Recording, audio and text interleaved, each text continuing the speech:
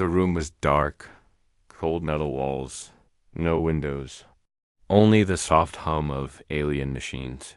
Bright lights flickered above, casting long shadows on the floor. Something was lying in the middle of the room. Thought it was a man. He opened his eyes slowly. His head hurt. His arms were tied down with strange glowing bands. His body was covered in small cuts and burns. But his face was calm. Too calm, he remembered gunfire, smoke, a battlefield. Then nothing got now. He was here. He didn't scream. He didn't ask questions. He just watched. Through a glass wall, he saw shadows moving. Creatures with tall, thin bodies and shiny skin. They didn't speak words. Their voices were clicks, hisses, and strange sounds. But he understood something very important. He was not on Earth. The creatures pointed at him. One of them pressed a button. The glowing bands released his arms.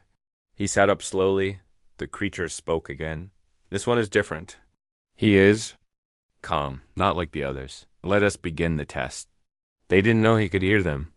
They didn't know humans were good at learning fast.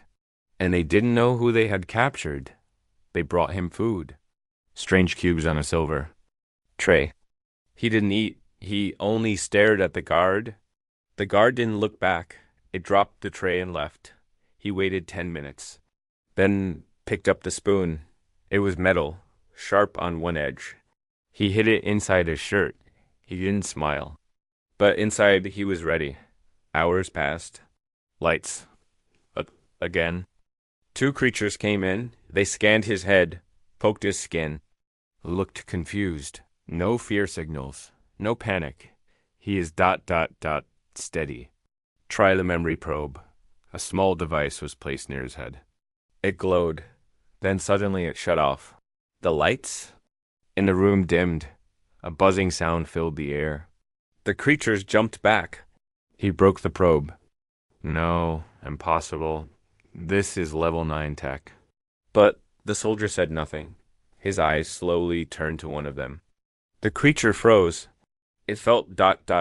cold, afraid, like something dangerous was staring into its soul. The human blinked. The fear didn't leave. Later, the guards took him to another room, bigger, filled with machines. Screens showed maps, SARS, other captured species. The soldier looked around. Not surprised, he saw a table with tools. One looked like a knife. He walked past it. On purpose. They thought he didn't notice, but he remembered every detail. That night, the guard returned. Same one, same quiet walk. It opened the door, placed the tray, and turned to leave.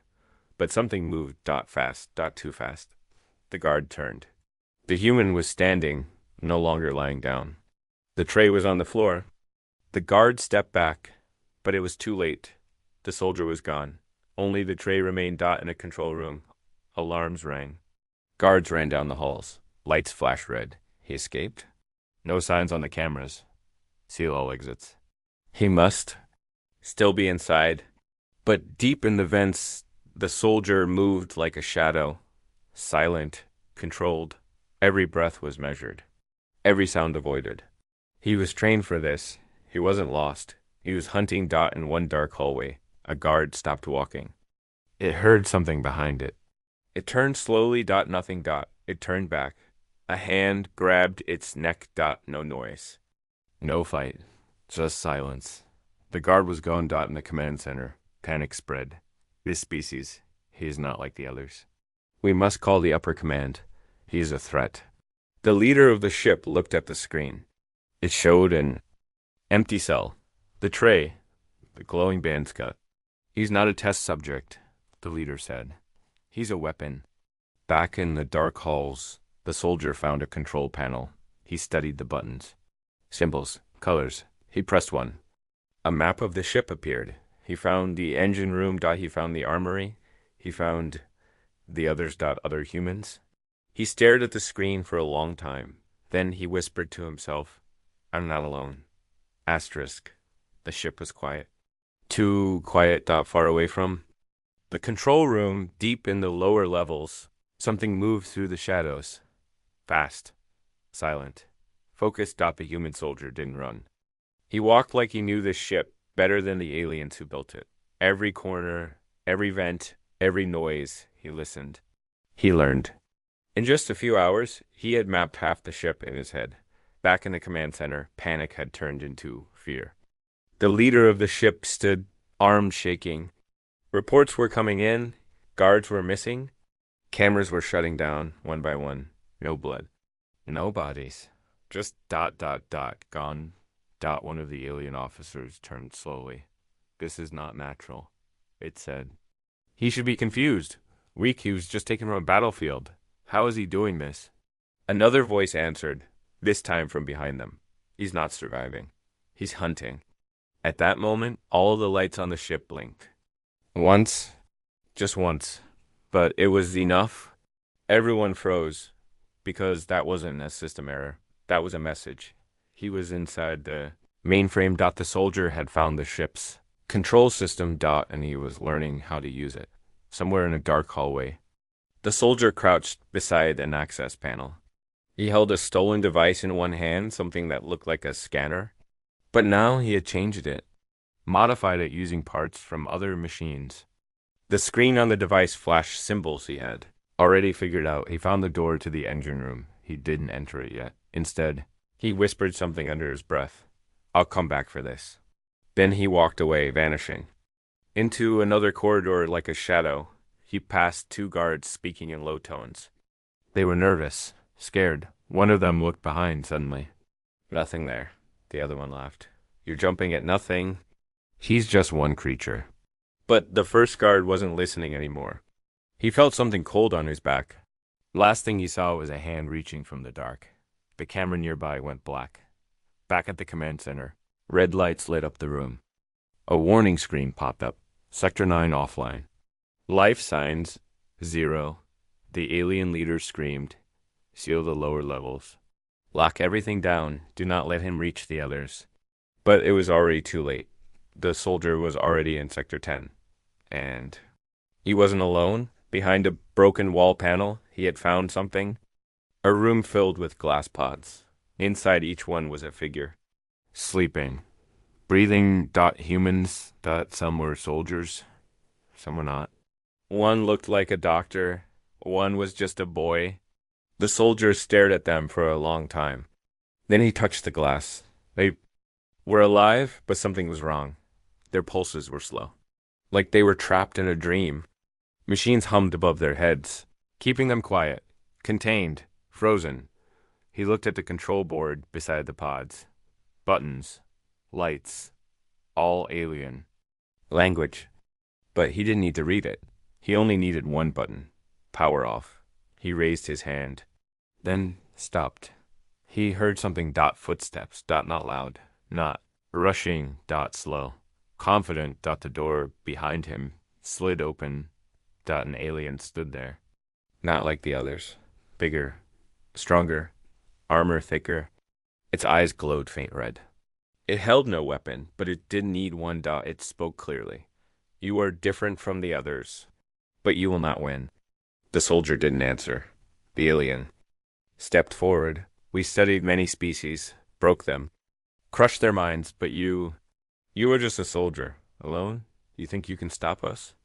Still, the human said nothing, until the last moment. He smiled. Then he moved so fast the alien couldn't track it. 1 second the human was standing still. The next, he was behind the creature, grabbing its neck, twisting, pushing it into the wall. With a sound that echoed down the hall, the alien dropped, didn't get up.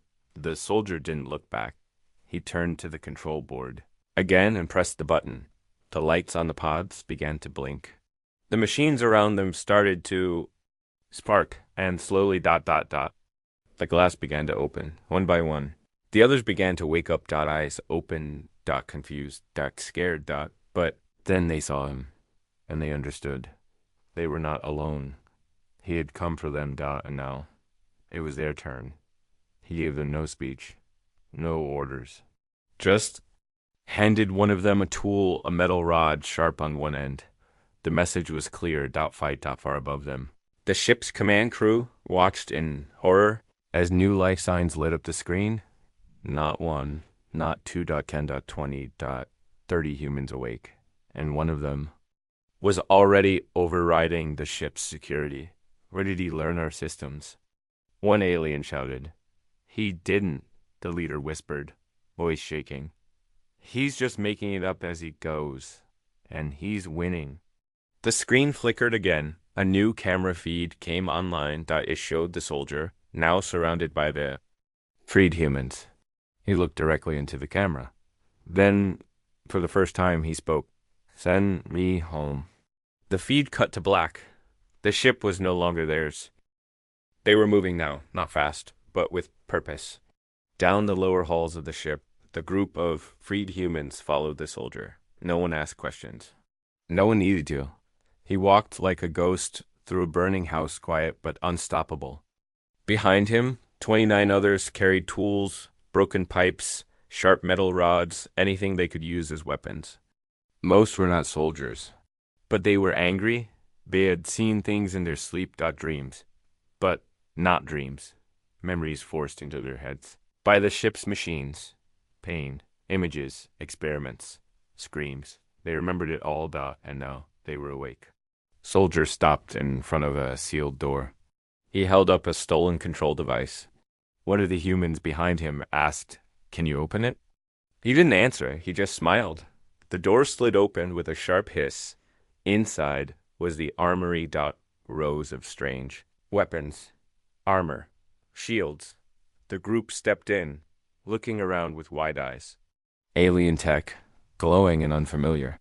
But the soldier walked straight to one shelf. He grabbed a thin black rod with a red tip and pressed the button on the side. The rod crackled, then burst into light-hot, focused plasma.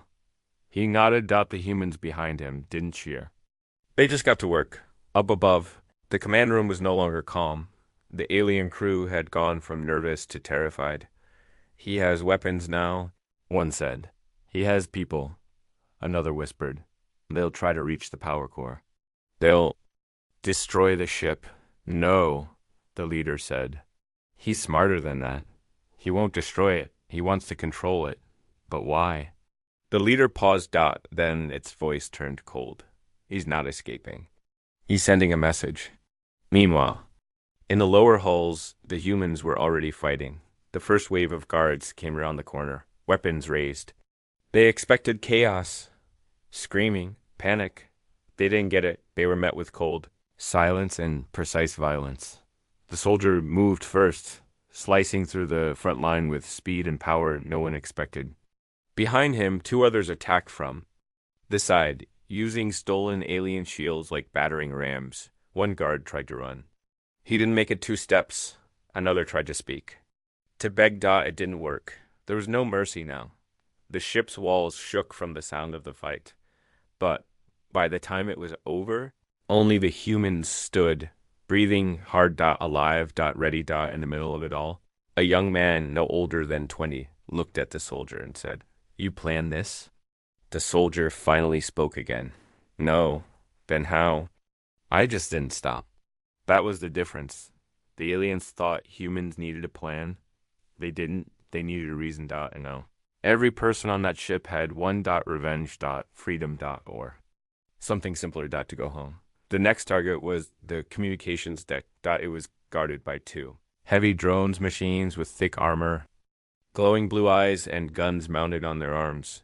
The humans ducked behind metal walls as the drones fired bursts of plasma. One man was hit. He screamed. The others pulled him back, covering the wound. The soldier didn't flinch. He watched the drones for 10 seconds, then picked up a piece of broken piping. He threw it, not at the drones, but at the ceiling above them. The lights above burst, raining sparks. The drones paused for a fraction of a second. That was enough. He charged forward, sliding beneath the first drone and slicing at the wiring beneath its shell. Sparks flew. It crashed to the floor. Twitching. The second turned toward him, but another human jumped on its back, smashing its sensor with a metal bar. It fired wildly, but missed. Seconds later, it was downed. Silence returned. The soldier stood, bruised but calm. The path to the communications room was open. He entered alone. The room was circular, Screens covered the walls. Alien symbols danced across them. A central console sat in the middle tall, glowing. Humming with power, he walked up and placed the stolen control device on the console. It lit up. He pressed one button. A low beep echoed through the ship. In the command center. The alien leader froze. One of its officers whispered, "He's activated the long-range beacon." "He's calling for help," another said. "No," the leader said, shaking its head. "He's not calling for help." The screen changed. A video feed appeared. The soldier's face, blood on his cheek, eyes cold and steady. He looked directly into the camera. "You took me from my planet. You hurt my people. You thought we were weak." The camera zoomed out. Behind him stood the others, armed, silent, ready. "You were wrong." Then the screen cut to black. Silence fell over the command room. Then came a new sound. A sound none of them had heard. Before. Laughter. Human. Laughter. It echoed through the ship's speakers. It was not madness. It was war. And it had just begun. Asterisk. The message had been sent. Not just to the alien command. Not just to their fleets, but far beyond. Across stars. Across systems. To Earth. The humans didn't know yet. But someone somewhere had seen the signal, and they were coming. But right now, the soldier had no time to wait. The ship was shaking. Not from damage, but from something deeper. Fear. The alien crew was no longer fighting to win.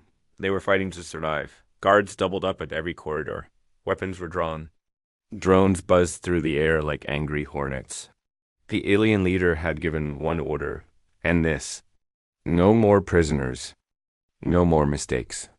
But orders meant nothing when the soldiers were too afraid to follow them. The human wasn't a soldier anymore. He was a myth now, a shadow. And every time the lights flickered, the aliens wondered, is he here? Is he watching? Is he already behind? Down in the engine bay? The soldier stood with two others, one a young woman with burn marks on her arms, the other a heavyset man who used to work in construction. They weren't trained, but they weren't weak. They followed him not because he gave orders, but because he never stopped moving forward. He pointed to the engine core. Alien runes glowed across it. A humming vibration filled the air. If they destroyed it, the ship would go dead in space. But that wasn't the plan. He wanted to control it. The girl spoke quietly. "We overload the core. It'll tear the ship in half." He nodded. "Not yet. We need to take the bridge first. Then what?" He looked at her. And for the first time she saw something in his face. Not anger. Not rage. Hope. Then we go home. But things were changing.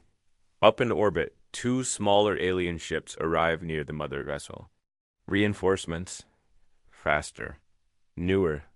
Their captains were already scanning for the human life signs. "Should we fire on?" "The ship?" one asked. "No," the other said. "We need it intact." "We need him alive." "Why?" "Because the others will come." "Others?" "Yes. More humans. If we kill this one, they'll send more." Back on the ship, the humans had split into two groups. The soldier led the team toward the bridge. The others were setting traps in the lower levels, ambush points, electric shock zones, even fire traps made from the alien fuel tanks. The humans didn't know how to speak the language, but they knew how to break things, and they were very good at it. The soldiers' team reached the upper deck. 3 guards stood, blocking the path to the bridge. These weren't like the others. These had armor, real weapons, and no fear in their eyes. They had been promised something. If they stopped the human, they'd be rewarded. They believed it until the lights above them exploded, until the walls released white smoke. Until they heard the metal vent behind them open with a soft click, and then he was there. The soldier dropped from the ceiling like thunder, slammed into the first guard with a steel rod, and rolled forward without pause. Behind him, his team rushed through the smoke, silent and fast. The second guard fired blindly. Missed. The third turned to run. Didn't make it. 12 seconds. That's how long it took. 12 seconds, and the path to the bridge was open. The alien leader stood inside the control room, surrounded by thick glass and layers of defense. It watched the cameras in silence. He's here. Shall we escape in the pod, sir? No, but no more running. If he wants a war, give him one. They activated defense systems, locked every entrance, and turned on the ship's eye to target any heat signature that moved. But the human wasn't coming through the door. He came from below, from the maintenance shaft hidden. Under the floor, the moment the alien leader realized it. The ground exploded upward. A flash. A scream. A soldier rising from the smoke with a weapon in hand. And fury in his eyes. The alien guards fired. But their bullets didn't matter anymore. They hit his arm. His side. He didn't stop. One guard shouted something in fear, but it wasn't a language the soldier cared to learn. He reached the command chair and stared at the alien leader, breathing. Blood on his face, burns on his hands, but still standing. Still. Staring, the alien looked into his eyes and finally understood. This is not a human soldier.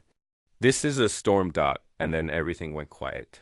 The humans had taken the ship, not with high-tech, not with lasers. Or bombs, with pain, with patience. With the terrifying power of never giving up, they had the bridge. They had control. And through the broken window, the soldier looked out into space, at the two ships. Waiting nearby, he pressed a button on the console, opened a channel, and said just one word. Run. The two alien ships didn't run. They hesitated, watched, scanned, and waited for orders. But what they saw through their long-range cameras made them question everything. A single human, standing on the bridge of their largest warship, standing. Like it belonged to him now, no army behind him, no fleet, just a man with blood on his clothes. Burns on his arms and fire in his eyes. But he wasn't alone anymore. All around him. Humans stood in silence. Some weak, some still injured. But all of them awake, all of them angry, and all of them ready to finish what he started. The alien commander of the second ship turned to its crew. Prepare weapons on the human ship? Yes. Destroy it. But our people are still on board. The commander hissed. They've already lost. They're not our people anymore. The weapon systems came online, targeting locked, plasma cells charged. But then something happened. The screens went black, every single one. Then flashed with one line of alien text, no one understood it at first, but then a whisper passed through the crew. A word, translated perfectly. Wrong move. Back on the captured ship, the human soldier stared at the console. He had done something even the aliens didn't expect. He'd linked the ship's systems to theirs. He'd hacked their targeting. Now their weapons were pointing at themselves. The two outside ships went into panic mode, trying to override, trying to disconnect. But it was too late, the mothership was already speaking their language. Already. Deep inside their systems, like a virus. A human virus. And it was rewriting everything. Inside. The bridge. One of the freed humans looked at the soldier. We're not going to make it, are we? The soldier didn't blink. Doesn't matter. Why not? He looked up, because they'll know we were here. Then the ship shook, not from enemy fire, from something inside. A low, deep sound. Mechanical. Angry, the alien eye that ran the ship had been watching silently, waiting, now. It was waking up fully, it had only one mission, protect the ship from all threats. And now, it saw the humans as the biggest threat of all. The walls began to move. Panels opened. Weapons slid out. Turrets turned, lights turned red, then. From deep. Below, machines began to crawl from hidden vents' long arms. Sharp tools. Scanners for eyes. They didn't scream. They just started hunting. The humans ran, fighting room to room. They had the bridge. But now the ship itself was turning against them. One by one. Lights blinked out. Airlocks opened by themselves. Doors locked. Traps activated. The eye was clever, cold, precise, but it had one weakness, it had never fought humans like this. The kind that keep going even with broken ribs, bloody feet, torn muscles. The kind that fight when there's no reason left to fight. Except Spite, the soldier gave the order. Shut it down. How? We kill the heart. The what? He looked down through the floor. The I core, below engineering. That's where it lives. The path was fire. The floor trembled with each step. Every hallway had moving death arms reaching. Blades spinning, sensors watching. 3 humans died getting through the first section. 1 lost his leg. He still kept crawling, dragging a bag of explosives behind him by the time they reached the corridors. Only 7 remained. The soldier was bleeding from the side. Barely. Standing. But his eyes never blinked. The door opened. Inside. A giant sphere. Of red energy. Wires like veins. Screens showing hundreds of alien languages. A hum so deep it made bones ache. I spoke for the first time. A voice in the air.com, cold and human. You are outnumbered. You are outmatched. You are already dead. The soldier raised a pulse weapon, spat blood, and said, then bury us in legend. They charged. Guns, fire, metal. The room became a storm. I fought backblades spun. Lights burned, machines attacked. Screams, smoke, explosions. But they never stopped. The human dragging the explosives reached the base of the core. Pressed the button. The timer started. 10 seconds. The soldier turned. Everyone else was down. He was the last one. He looked up at the core, looked at the countdown, and smiled. Far above, on the 2 alien ships. They saw the explosion. First small. Then huge. A silent blast of red and white that lit the stars. The mothership flickered. Then fell dark. Dead. No power. No signal. Just silence. Back on Earth. In a dark room deep underground, a signal was received. Human signal. Distorted. But clear. A voice. Broken. Weak. Full of static. But real. If you hear this, they're not gods. They bleed. We made them pay, and we're not done yet. The room fell quiet. A general stood slowly, turned to his aide. Give me every satellite, every ship. Every soldier. Why, sir? The general's eyes narrowed. Because it's our turn. Asterisk. For a long time, there was nothing but darkness. The alien ship drifted in space. Silent and dead. No lights. No movement. No sign of life. But deep inside the broken ship, under layers of smoke and ruin, a hand moved. Then another. Then dash breath. Shaky. Bloody. But real. The soldier was still alive. Barely. The AI was gone. Burned out. The ship's systems were dead. The rest of the team gone. No voices. No movement. He was alone again. But this time, the silence felt different. Not like defeat. More like peace. He looked around the dark control room. The remains of battle all around him. The walls were cracked.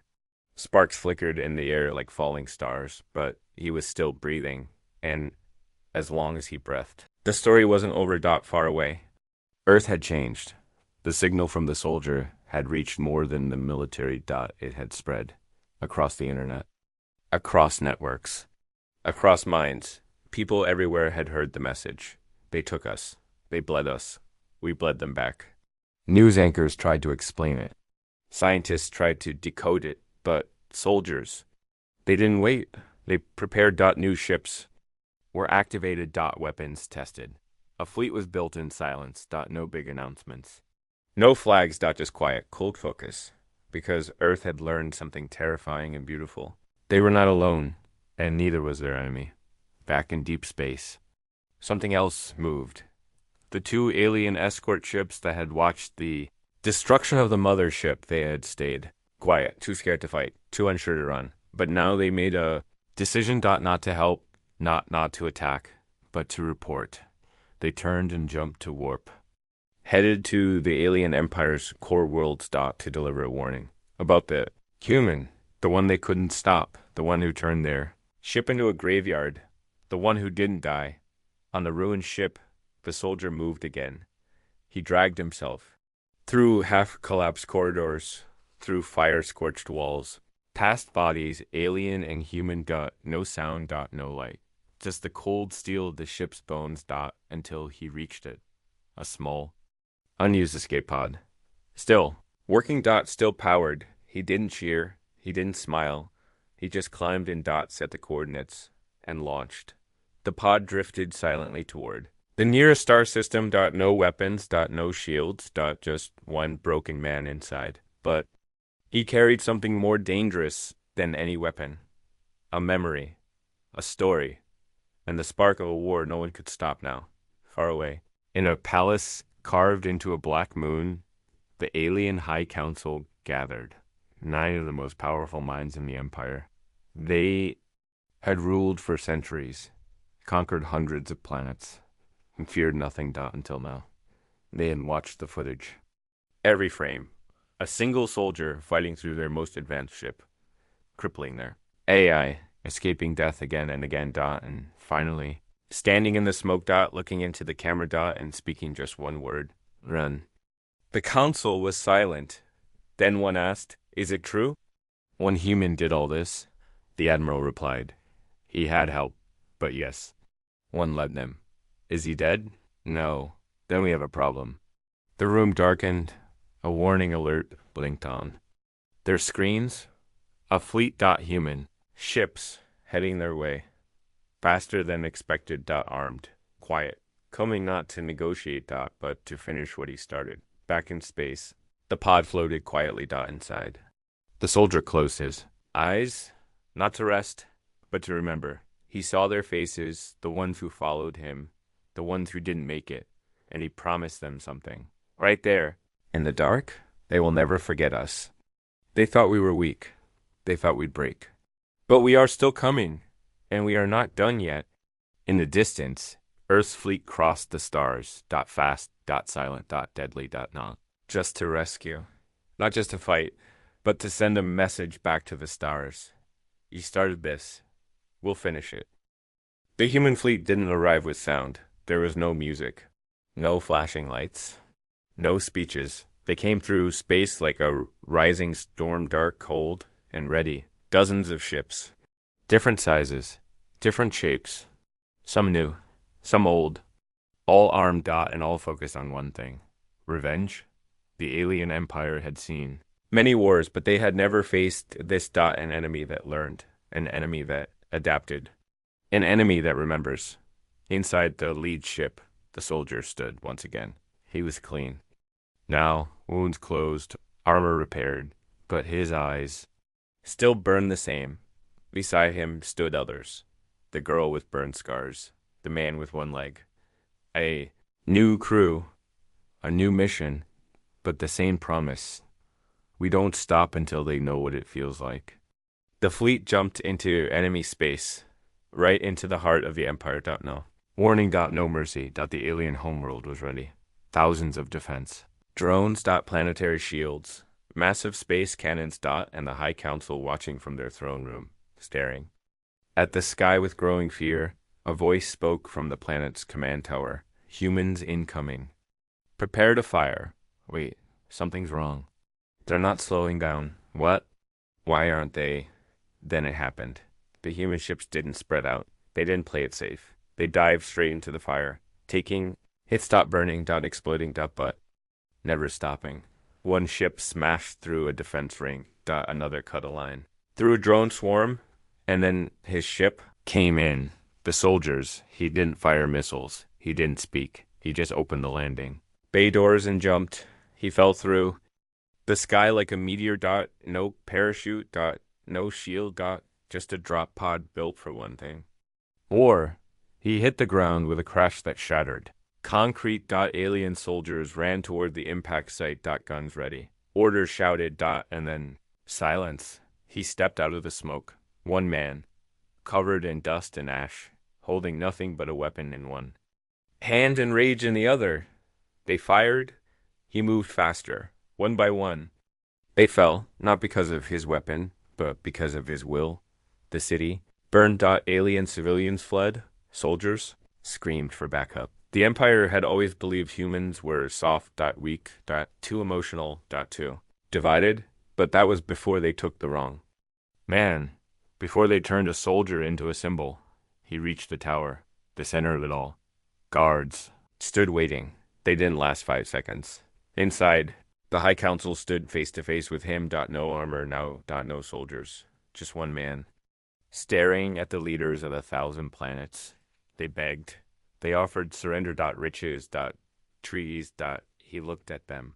Calm. You want peace now? One of the council members nodded quickly. Yes. Peace. We understand now. We made a mistake. The soldier stepped forward, leaned in, and whispered, No, you made a memory.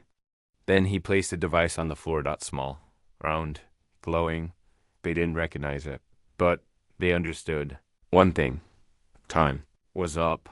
The explosion was small, controlled, just enough to collapse the tower, just enough to send a signal. The human fleet saw the flash, then turned out and left. They didn't stay to conquer. They didn't want to rule. They wanted them to remember. Years later, alien children would sit in schools and hear the story. Don't provoke the humans. They don't forget. They don't stop. They don't need an army. Just one is enough. And when they asked for the soldier's name, their teachers would shake their heads and say, We don't say it out loud. Because the stars might still be listening.